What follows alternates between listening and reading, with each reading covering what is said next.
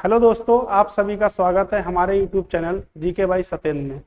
तो आज हम पढ़ेंगे भूगोल की कक्षा को, यानी कि हम पहली क्लास को भी पढ़ चुके थे। आज हमारी दूसरी क्लास होगी भूगोल की। तो पहली क्लास में हमने पढ़ा था कि भारत की भौगोलिक स्थिति के बारे में। हमने आप लोगों को बताया था कि शुरुआत में हम 10 टॉपिकों को पढ़ेंगे भूगोल से संबंधित। कुल मिला के हम 40 से 45 टॉपिक को पढ़ेंगे भूगोल में। तो पहला जो हमारा टॉपिक था वो था भारत की भौगोलिक स्थिति। इसको हमने कंप्लीट पढ़ लिया है। अगर आपने नहीं देखा है तो कृपया आप इसको देख लें। ये पार्ट हमारा फर्स्ट था। आज हम बात करेंगे कर्क रेखा की, यानी कि आज जो हमारी बात होगी वो किस पे होगी, ओवरऑल कर्क रेखा से होगी। यानी कर्क रेखा भारत के कितने राज्यों से गुजरती है, भारत के मानचित्र को कितने भागों में काट रही है, कितने जिलों से गुजर रही है कर्क रेखा, कितने देशों से गुजर रही है, कितने महाद्वीपों के साथ सीमा स्पर्श कर रही है कर्क रेखा, कर्क रेखा की लंबाई क्या है, अगर भारत के 35 जिलों से गुजर रही है कर्क रेखा तो वो जिले कौन कौन से हैं, इन सभी के बारे में हम क्या करेंगे, डिस्कशन करेंगे कि कर्क रेखा का एंगल आखिर क्या है, कैसे कर्क रेखा भारत को काट रही है बीचों में से।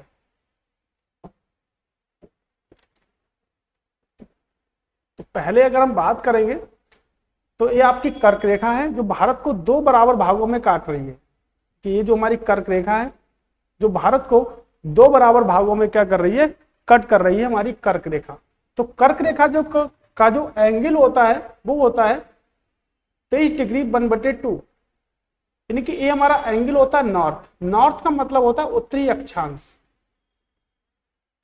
उत्तरी अक्षांश आपको याद रखना है कि जो हमारी कर्क रेखा का जो एंगल होगा वो होगा 23 डिग्री 1/2 नॉर्थ एंगल हमारा होता है।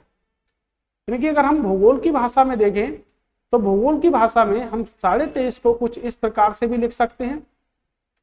हम तीन टाइप से लिख सकते हैं 23.5 डिग्री को, यानी कि 23 से 1/2 भी लिख सकते हैं, 23 डिग्री 0.5 भी लिख सकते हैं, और हम लिख सकते हैं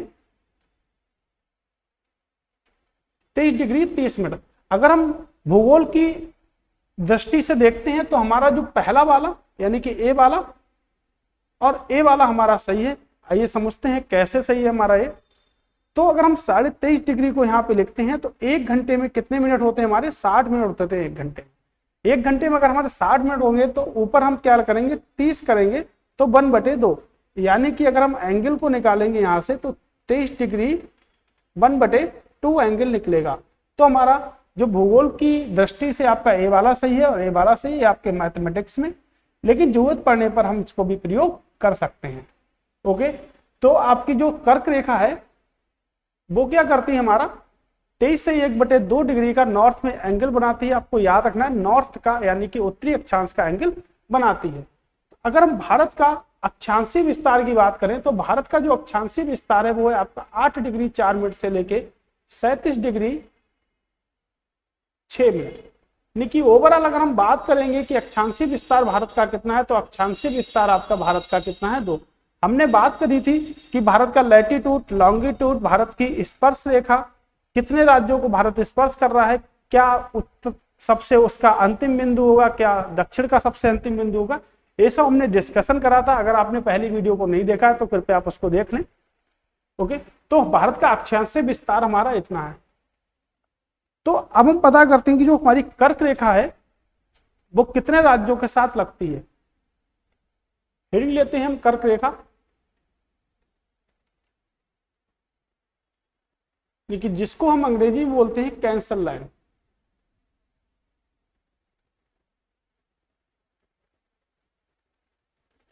तो भारत के 8 राज्यों से गुजरती है। कितने राज्यों से गुजरती है, यानी कि भारत में 8 राज्यों से गुजरती है हमारी कर्क रेखा, और कुल मिला के हमारे 35 जिलों के साथ सीमा को स्पर्श करती है। तो 35 जिलों के साथ सीमा को स्पर्श करती है और 8 राज्यों से क्या होती है, गुजरती है हमारी कर्क रेखा। ठीक है, तो हम देखेंगे कि वो 8 राज्य कौन से हैं। तो पहला राज्य हमारा हो गया मिजोरम, दूसरा हो गया हमारा त्रिपुरा, क्योंकि त्रिपुरा से गुजर रही है, पश्चिम बंगाल से गुजर रही है हमारी,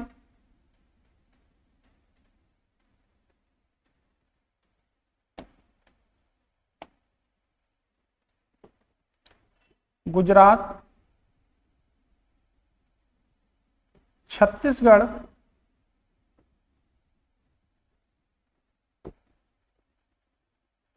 राजस्थान,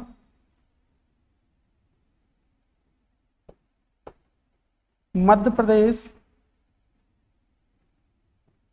और लास्ट हमारा झारखंड से गुजरती है। कि भारत के कुल मिला के 8 राज्यों से हमारी कर्क रेखा गुजरती है, जिसमें अगर हम बात करते हैं कि सबसे लंबी जो कर्क रेखा है वो किस राज्य के साथ गुजरती है, तो जो हमारी सबसे लंबी जो कर्क रेखा है, सबसे लंबी जो कर्क रेखा है वो आपके मध्य प्रदेश राज्य के साथ सीमा बनाती है। और मध्य प्रदेश के कितने जिलों को स्पर्श करती है, तो मध्य प्रदेश के कुल मिला के हमारे 14 जिलों की सीमा को स्पर्श करती है आपकी कर्क रेखा। तो मध्य प्रदेश के 14 जिलों से स्पर्श करती है आपकी कर्क रेखा। बात करते हैं कि सबसे छोटी कर्क रेखा किसके साथ स्पर्श करती है, तो राजस्थान के साथ। तो सबसे छोटी जो हमारी कर्क रेखा होती है वो आपके राजस्थान के 2 जिलों को स्पर्श करती है। तो राजस्थान के वो 2 जिले कौन से हैं, यानी कि बांसवाड़ा और आपका डूंगरपुर, यानी कि राजस्थान के 2 जिलों को स्पर्श करती है और मध्य प्रदेश के कुल मिला के हमारे 14 जिलों को स्पर्श करती है। तो सबसे लंबी जो कर्क रेखा है वो आपके मध्य प्रदेश के साथ सीमा को स्पर्श करती है। और सबसे छोटी अगर बात करेंगे तो सबसे छोटी किसके साथ स्पर्श करती है, तो सबसे छोटी जो स्पर्श आपकी कर रही है वो आपके राजस्थान के साथ सबसे छोटी स्पर्श कर रही है। यहाँ पर अगर हम देखते हैं कि कर्क रेखा के बारे में, तो आपका जो मध्य प्रदेश से एक राज्य अलग हुआ जिसको हमने कहा छत्तीसगढ़। तो छत्तीसगढ़ जो राज्य का निर्माण था, यानी कि छत्तीसगढ़ की अगर हम बात करें तो छत्तीसगढ़ का जो निर्माण हुआ है वो हुआ 1 नवंबर 2000 को। और इसमें एक राज्य है आपका बिहार से अलग होकर एक राज्य बना झारखंड। तो झारखंड जो राज्य का निर्माण जो था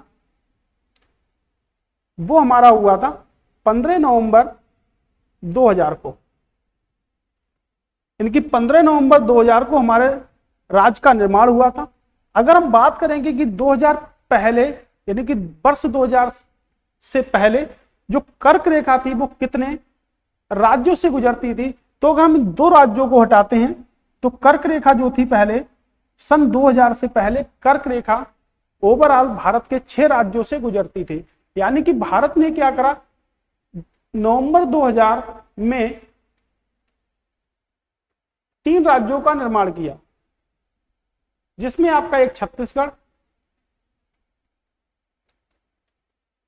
उसके बाद आपका उत्तराखंड और तीसरा जो राज्य हमारा था वो आपका था झारखंड। यानी कि कुल मिला के 3 राज्यों का निर्माण कराया। ये जो तीनों राज्य थे ये नवंबर 2000 में गठित किए गए थे, जिसमें 1 नवंबर को गठित किया गया था छत्तीसगढ़ को, 9 नवंबर को गठित किया गया था आपका झारखंड को, और उसके बाद 15 नवंबर को गठित किया गया था झारखंड को, 9 नवंबर को गठित किया गया था उत्तराखंड को। यानी कि अगर हम इनकी ट्रिक भी याद कर सकते हैं कि 1 छतरी 9 उस्तरा और 15 झार, ये हमारी ट्रिक है याद करने की। यानी कि ये भारत में बनने वाला आपका 26वां राज्य था, ये भारत में बनने वाला 27वां राज्य था और ये भारत में बनने वाला 28वां राज्य था।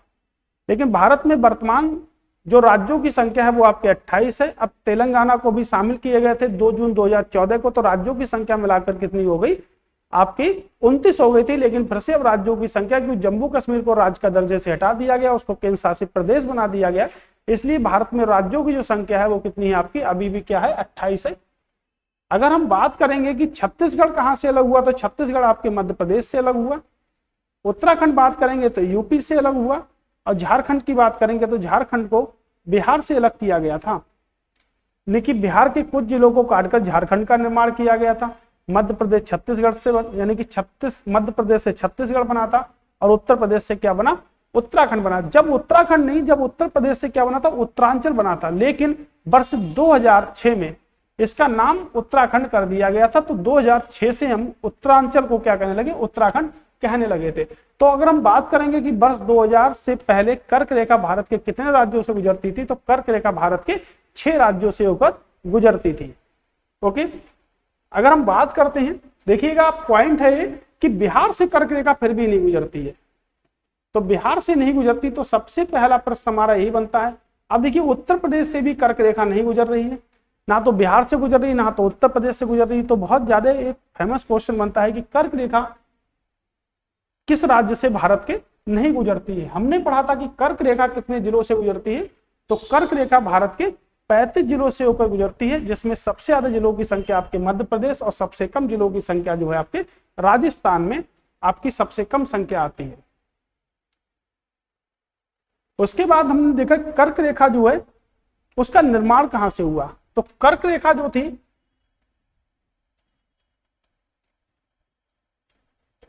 कर्क रेखा मध्य प्रदेश से निकलती है,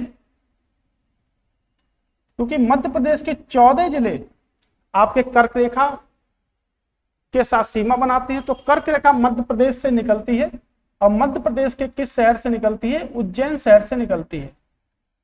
तो कर्क रेखा मध्य प्रदेश के उज्जैन शहर से निकलती है। तो यहां पर एक राजा थे, उन्होंने क्या करा, तो महाराजा यानी कि जयपुर के एक महाराजा जयसिंह द्वितीय, जिन्हें सवाई जयसिंह द्वितीय भी कहा जाता है, सवाई जयसिंह द्वितीय ने कर्क रेखा के निर्माणों के लिए एक वेधशाला का निर्माण करा दिया। वेधशाला का क्या करा, निर्माण करा दिया। तो सवाई जो जयसिंह थे, ये मुगल सम्राट मोहम्मद शाह रंगीला के समय में थे। तो मोहम्मद शाह रंगीला के समय में ये थे। आपकी थोड़ी सी स्टोरी बताते हैं इनकी। तो मोहम्मद शाह रंगीला के समय में क्या करा, मोहम्मद शाह रंगीला ने सवाई जयसिंह के अनुरोध से भारत में पूरी तरह से क्या करा, जजिया कर को समाप्त कर दिया। जजिया कर को पूरी तरह से 1720 में सवाई जयसिंह के अनुरोध से मोहम्मद शाह रंगीला ने भारत में पूरी तरह से समाप्त कर दिया। अब क्या था कि जजिया कर आखिर लगाया किसने था, ये हमारी हिस्ट्री की बात है, लेकिन थोड़ी हम ब्रीफ में बात कर दें। तो जजिया कर सबसे पहले एक अरब शासक, भारत पर पहला मुस्लिम करने वाला एक अरब शासक एक अरब शासक जो था मोहम्मद बिन कासिम। तो मोहम्मद बिन कासिम ने सबसे पहले भारत में जजिया कर लगाया। तो जजिया कर हिस्ट्री में एक विस्तृत टॉपिक है, जिसमें पहले लगाया गया, फिर उसको समाप्त अकबर के द्वारा भी किया गया था, फिर उससे तुगलक का भी नाम जजिया कर से हमारे संबंधित है, और लास्ट में जो पूरी तरह से समाप्त कर दिया गया था, तो मोहम्मद शाह रंगीला के द्वारा सवाई जयसिंह महाराज के अनुरोध पर पूरी तरह से भारत में क्या करा था, जजिया कर को पूरी तरह से हटा दिया गया था। तो भारत में जजिया कर की समाप्ति जो हुई थी 1720 में मोहम्मद शाह रंगीला के समय में हो गई थी। तो उसी के दरबार में रहते थे, इनका नाम था राजा जयसिंह द्वितीय, यानी कि महाराजा, ये उसके समकालीन थे मोहम्मद शाह रंगीला ने। तो इन्होंने क्या करा, इन्होंने भारत के 5 शहरों में वेधशालाओं का निर्माण करा दिया। तो मध्य प्रदेश के उज्जैन शहर से निकलती है, तो सबसे पहले उज्जैन में ही वेधशाला बनवाई गई। उसके बाद वेधशाला जयपुर में बनवाई गई थी, और उसके बाद जो वेधशाला का निर्माण कराया गया था वो आपके दिल्ली के बाद वाराणसी, और वाराणसी के बाद मथुरा में वेधशाला का निर्माण कराया गया। तो भारत के 5 शहरों में वेधशाला है।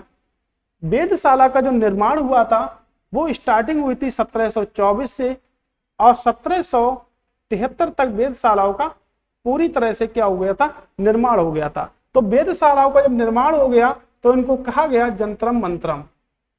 आप अगर दिल्ली के साइड में जाएंगे तो दिल्ली में एक बहुत ही फेमस प्लेस है जिसको हम कहते हैं जंत्रम मंत्रम, जो आपके दिल्ली में है। तो दिल्ली में जो वेधशाला है उसको हम कहते हैं जंत्रम मंत्रम। ये आपके उत्तर प्रदेश से संबंध रखती हैं दोनों। ये आपके उज्जैन यानी कि मध्य प्रदेश, तो उज्जैन आपका जो है क्षिप्रा नदी के किनारे है।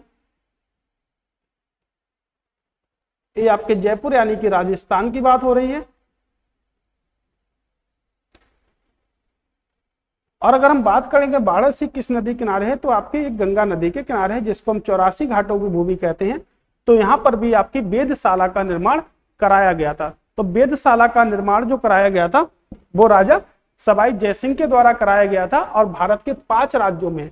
तो ये भी हमारा प्रश्न बनता है कि वेधशाला भारत के किस राज्य में नहीं है। तो वेधशाला भारत के किस राज्य में नहीं है, यानी कि किस शहर में नहीं है, किस राज्य में नहीं है, तो हमें ये पता होना चाहिए। तो कर्क रेखा जो एंगल हमारा बना रही है वो कितना बना रही है, 23 डिग्री नॉर्थ में एंगल हमारे कर्क रेखा बनाती है हमारे साथ में। अब हम बात करते हैं कि 35 जिलों से होकर गुजर रही है हमारी कर्क रेखा। तो आप देख सकते हैं कि जो भारत को दो बराबर भागों में जो रेखा बांटती है उसको हम क्या कहते हैं, कर्क रेखा कहते हैं उसको हम। इसका जो एंगल है 1/2, तो 5 राज्य यानी कि 8 जो राज्य है हमारे उनके साथ में सीमा स्पर्श करती है। यानी कि हम विस्तृत अध्ययन भूमध्य रेखा का भी करेंगे, मकर रेखा का भी करेंगे, आर्कटिक वृत्त का भी करेंगे, और अभी हम जो पढ़ रहे हैं वो हमारी क्या है, कर्क रेखा। तो सभी का हम अध्ययन करेंगे धीरे धीरे। अगर हम देखेंगे कि कितने जिलों से गुजरती है, तो कर्क रेखा की जो टोटल लंबाई है वो आपकी है 36,788 किलोमीटर। एक कर्क रेखा की आपकी ओवरऑल लंबाई है। तो गुजरात के 6 शहरों से गुजरती है। तो गुजरात के 6 शहरों से गुजरती है आपके। ओके, अगर हम बात करेंगे तो छत्तीसगढ़, यानी कि छत्तीसगढ़ के आपके 3 जिलों से गुजरती है। झारखंड के 2 जिले हो गए, पश्चिम बंगाल के 4 हो गए, त्रिपुरा का 1 हो गया, मिजोरम के 3 हो गए, मध्य प्रदेश के 14 और राजस्थान के ओवरऑल मिला के 2 जिलों से गुजरती है। यानी कि 6, 3, 9, 2, 11, 4, 15, 15 और 4 आपके हो गए 19, 19 और 14 हो गए आपके 33, और 33 और 2 कितने हो गए 35। तो ओवरऑल कितने जिलों से गुजर रही है, तो 35 जिलों से आपकी कर्क रेखा गुजर रही है। ओके, तो अगर हम देखते हैं कि कर्क रेखा के सबसे नजदीक के नगर कौन से होंगे, तो सबसे नजदीक के नगर होंगे आपके गांधीनगर। कर्क रेखा के सबसे नजदीक के नगर हैं गांधीनगर आपका हो गया।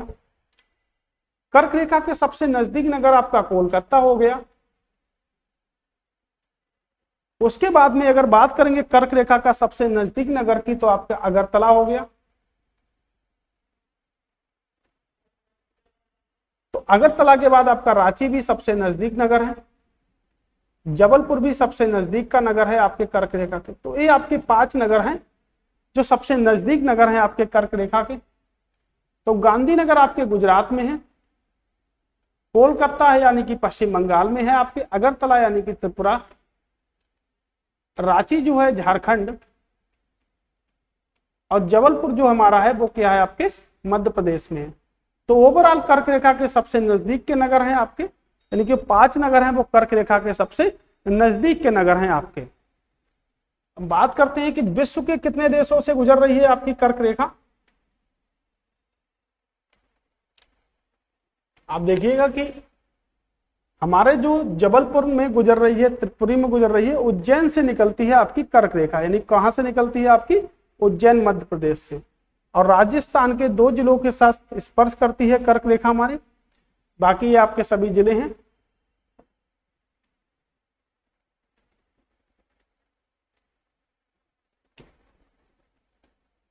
तो अभी हमने पढ़ा कि कर्क रेखा जो है वो भारत में क्या करती है, तो भारत के 8 स्टेट और भारत के 35 जिलों के साथ सीमा को अपनी स्पर्श करती है। यानी कि ओवरऑल जो आपकी गुजर रही है वो कितने से गुजर रही है, 35 जिलों से गुजर रही है। अब हम बात अगर करते हैं कि विश्व स्तर पे क्या स्थिति है, तो विश्व स्तर की अगर हम बात करेंगे तो 3 महाद्वीपों से गुजरती है।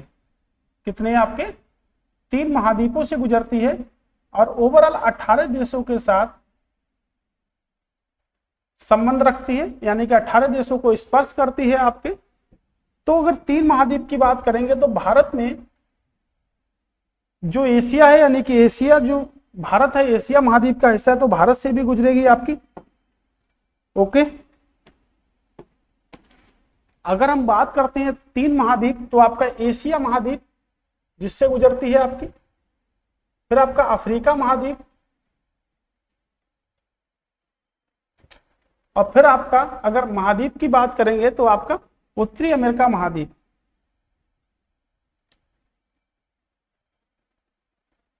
उत्तरी अमेरिका महाद्वीप, यानी कि ओवरऑल आपके 3 महाद्वीप और 3 महाद्वीप में पड़ने वाले आपके 18 देशों से गुजरती है।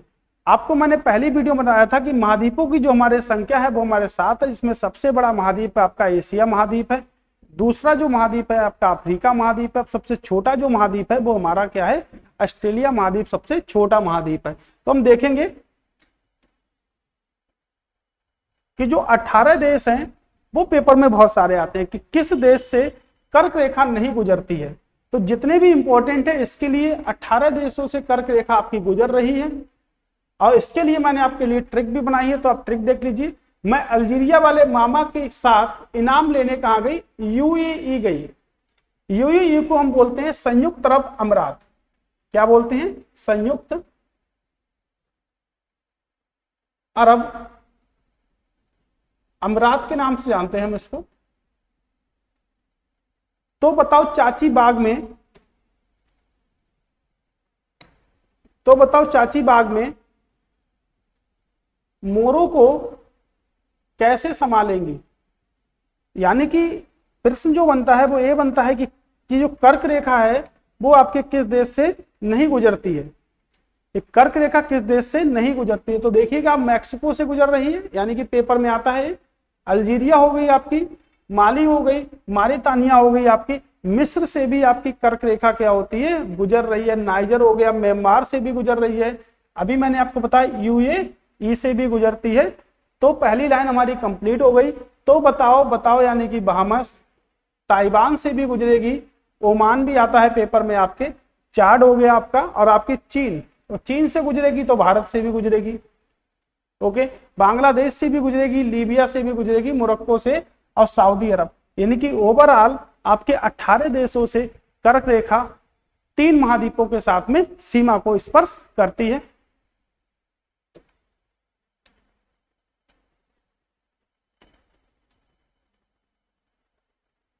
अगर हम बात करेंगे कि 21 जून को क्या होता, कर्क रेखा सूर्य के लंबवत होती है, यानी कि सूर्य के क्या होती है, ओवरऑल लंबवत होती है। सूर्य के लंबवत होगी तो भारत किस गोलार्ध का देश है, तो भारत जो है आपके उत्तरी गोलार्ध का देश है। तो भारत जो है वो आपके किस गोलार्ध का देश है, उत्तरी व पूर्वी गोलार्ध में स्थित है, यानी कि उत्तरी व पूर्वी गोलार्ध में स्थित है आपके भारत। तो कह रहा है कि 21 जून जो होता है आपका, 21 जून को हम मनाते हैं अंतर्राष्ट्रीय योग दिवस। अंतर्राष्ट्रीय योग दिवस मनाते हैं। तो क्या होता अंतर्राष्ट्रीय योग दिवस के ऊपर, तो 21 जून को कर्क रेखा क्या होती है, सूर्य के लंबवत होती है। यानी कर्क रेखा जो होती है किसके लंबवत होती है, सूर्य के लंबवत होती है। उत्तरी गोलार्ध में वह दिन सबसे बड़ा, वह दिन सबसे बड़ा, व रात सबसे क्या होती है, छोटी होती है। इस स्थिति को क्या कहते हैं, संक्रांति कहा जाता है। यानी कि उत्तरी गोलार्ध में सबसे ज्यादा गर्मी आपको कब पड़ेगी, 21 जून को उत्तरी गोलार्ध में सबसे ज्यादा गर्मी पड़ेगी। तो इसी दिन उत्तरी गोलार्ध में अधिकतम गर्मी होती है। तो भारत में सबसे ज्यादा गर्मी अगर किसी दिन होती है तो वो कब होती है आपकी, 21 जून को। और 21 जून को ही बनाते हैं अंतर्राष्ट्रीय योग दिवस के रूप में बनाते हैं। बात करेंगे नोट की, तो नोट में है आपका नॉर्वे, जो आपके उत्तरी अक्षांश पर स्थित है। यानी कि नॉर्वे आपका किस अक्षांश पर स्थित है, उत्तरी अक्षांश पर स्थित है। और जो कर्क रेखा आपकी होती है वो कितनी होती है आपकी, 23.1/2 डिग्री नॉर्थ में। तो नॉर्वे किस अक्षांश पर स्थित है, ये प्रश्न में बहुत आता है। तो नॉर्वे जो उत्तरी अक्षांश पर स्थित है। अर्धरात्रि का सूर्य दिखता है, जिसके कारण नॉर्वे में इस समय 24 घंटे का क्या होता है, दिन होता है। माही नदी जो है आपकी मोस्ट इंपॉर्टेंट है। माही नदी एक ऐसी नदी है जो कर्क रेखा को 2 भागों में विभाजित करती है। तो कर्क रेखा को 2 भागों में विभाजित करती है माही नदी। अगर माही नदी की बात करेंगे तो माही नदी राजस्थान, गुजरात और मध्य प्रदेश के साथ सीमा बनाती है।